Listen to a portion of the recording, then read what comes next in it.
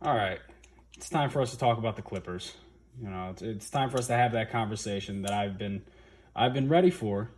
Nobody else has been ready for. Everybody in my life that I have talked to about this team was not ready to have this conversation. And now that it's happened, I am now ready to have this conversation. So I'm not even going to show my face in this video. Yeah, I'm just going to throw some gameplay out here. But yeah, we're going to talk about everything that's been wrong with this team.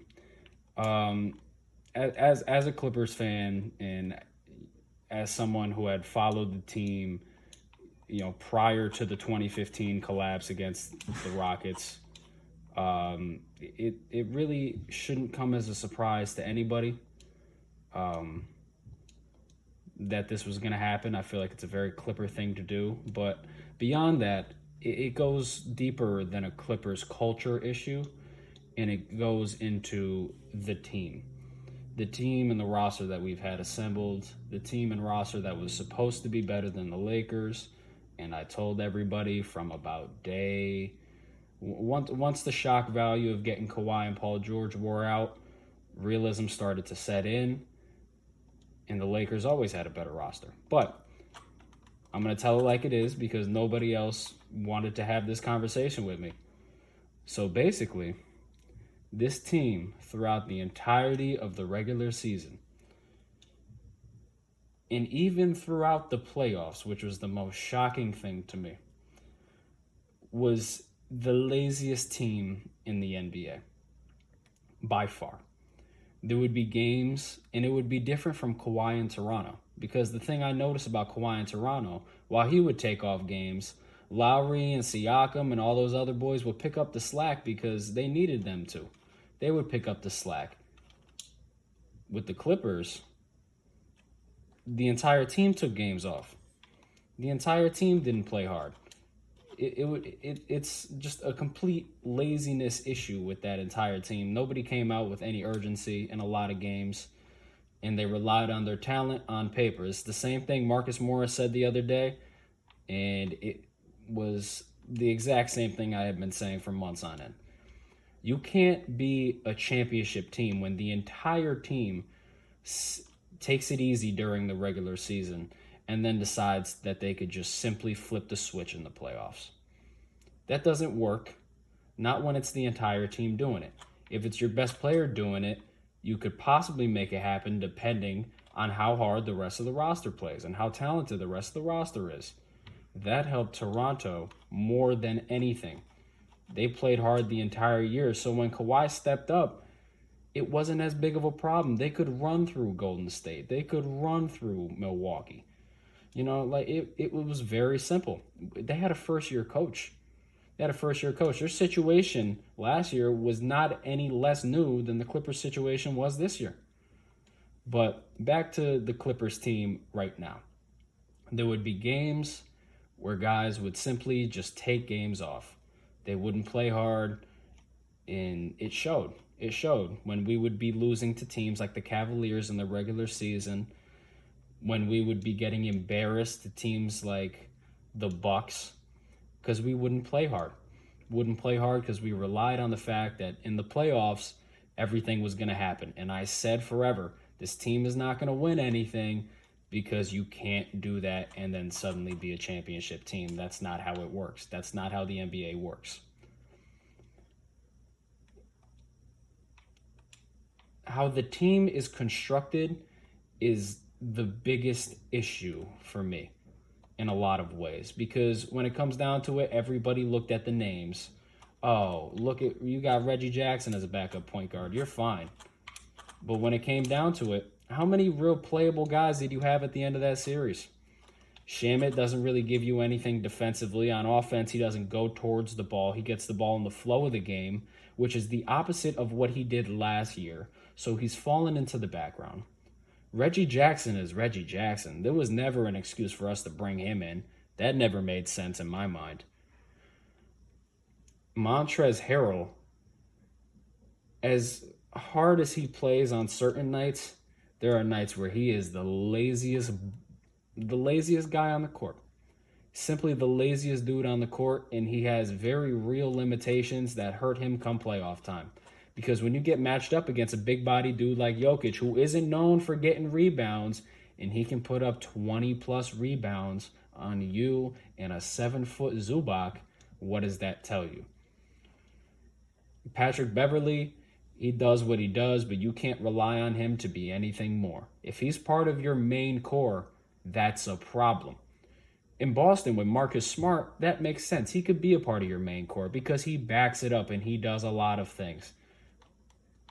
Pat Beverley lacks a lot of things. He plays okay defensively sometimes when he's not reaching, but then when it comes down to it, he doesn't shoot the ball well on offense.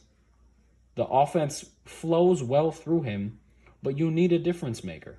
You need a better point guard. You need a better championship point guard than Pat Beverley.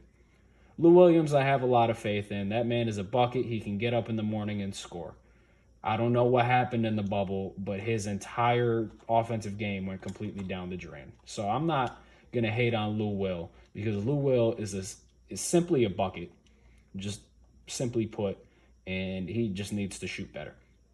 People aren't looking towards Lou Will for his defense. People are looking at him for offense, and he doesn't give him that. Paul George has some sort of problem with him. And this is obviously a huge trend because how many years in a row do you get to the playoffs and choke your absolute balls off? It's incredible. It's genuinely impressive in a lot of ways. And, when he signed, I had thought to myself, the playoff P, playing bad in the playoffs, may not be as big of a deal because he's not the number one option on this offense anymore. You have guys who could carry the load for him. You have guys that could eat, and he doesn't necessarily have to take a million shots a game. But then when it came down to it, in the structure of the team, Marcus Morris would shy away from the ball sometimes. If Lou Will's shooting bad, and Paul George shot horribly, it did affect the team. And I was definitely wrong on that. My thinking there was completely off. So now you look at the team and how it's constructed. You don't have anybody who could really play hard every single night besides maybe Lou Will. Lou Will and Kawhi are the only guys I'm willing to give a pass, even though Kawhi played horribly in that last game and he should never, ever, ever be put in the same conversation as LeBron James ever again. And people aren't going to appreciate what LeBron does until he's gone. Because LeBron consistently giving you championship efforts every single year goes absolutely unappreciated in an era where guys like James Harden and a guy like Kawhi Leonard and guys like, pre-Golden State KD get you to the second round West Conference Finals. LeBron is consistently in the thick of things, and for that, he'll never be appreciated the way he should be. Until he's gone, of course.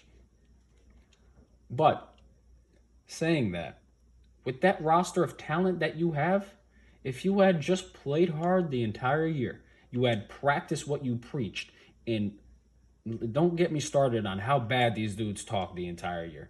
As a Clippers fan, that annoyed me so much because they hadn't won anything.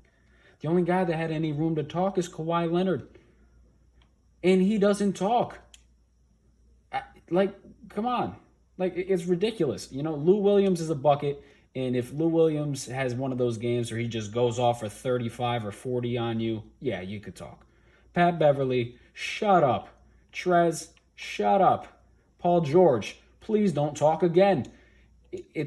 The team is embarrassing to root for a lot of times, and it was embarrassing to root for this year because I could see the writing on the wall before everybody else jumped to the paper and said, oh, wow, this team is so good on paper. They can't possibly lose. Oh, yeah, they're up 3-1. They could lose the next couple. They'll definitely win Game 7. They're just naturally better. There's a thing called momentum in basketball. And Denver had every little bit of momentum. And it doesn't just go back to this series. It goes back to the Utah series. They got blown out in 2 games. They got blown out in a couple games here. And they kept fighting. You underestimated that team. They underestimate every team that's not the Lakers. They underestimate every team that wasn't the Bucks. And the Bucks weren't even that much of a challenge.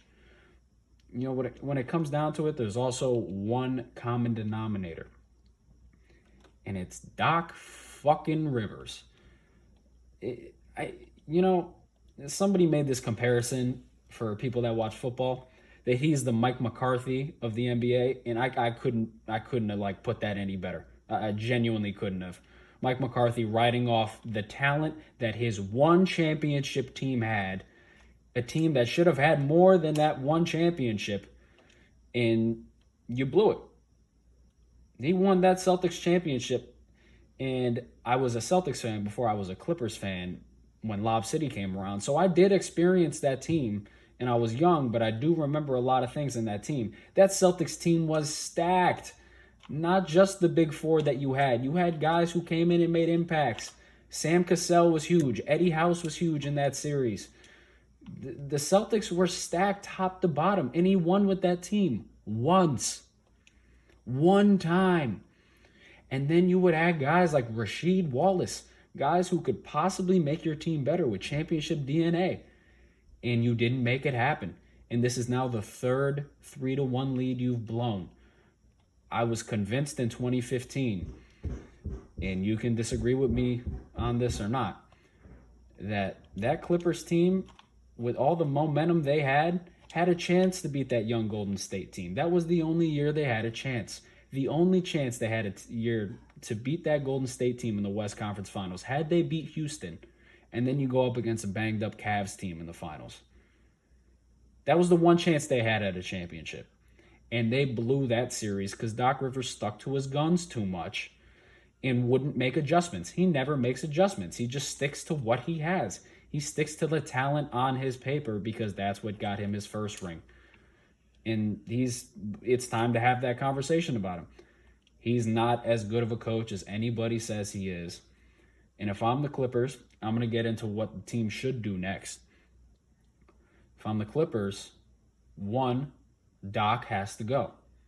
Because this is the second time with two championship caliber teams that you have completely embarrassed yourself and blown a 3-1 lead.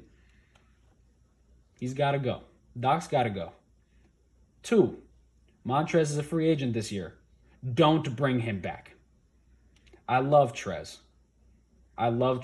His play style is fun. It doesn't win championships, and come playoff time, can't be on the floor. And it was proven when Jokic made him his little baby. It wasn't even close. Trez had a max of, I think, 3 rebounds in one game in that series. How do you let that happen? But, again, it's the team being lazy. 3, you need backup players. You need championship caliber rotation players. You could talk about the depth all you want. And if you want to compare them to the Lakers, fine, let's compare them like this. Dwight Howard, JaVale McGee, Rajon Rondo, Kuzma, KCP, Danny Green, Caruso. Those are 7 guys I would trust over the Clippers' next maybe 5 guys off the bench, including Morris, including Shamet, including JaMychal Green. That has always been a more reliable bench. There's a lot of depth to that team, and they're just overall better. They were overall better. They had been overall better. I had said it for months. Nobody listened to me. The Clippers need changes, and it starts at the top. Doc's got to go. You got to structure your money elsewhere. I think you look at a trade possibly for Paul George this year, because as much as maybe Kawhi might like him, what does he give you? Nothing. He gives you nothing when it matters. He'll give you an empty Game 3 stat line to put you up 2-1 and make you think, okay, it could be okay. When it comes down to it, he's not that guy. And he's got that reputation, deservedly so. I almost cried when he hit the side of the backboard, by the way. You know, I have to laugh so I stop from crying, but I nearly cried when he was wide open and hit the side of the backboard. How are you that bad? But that's pretty much my analysis of the team. You know, some people have heard me say it throughout the year, you know. And you know, there's probably videos on this channel of me talking about it, you know, in the middle of gameplay, saying that I don't think we were a good enough team to win a championship this year.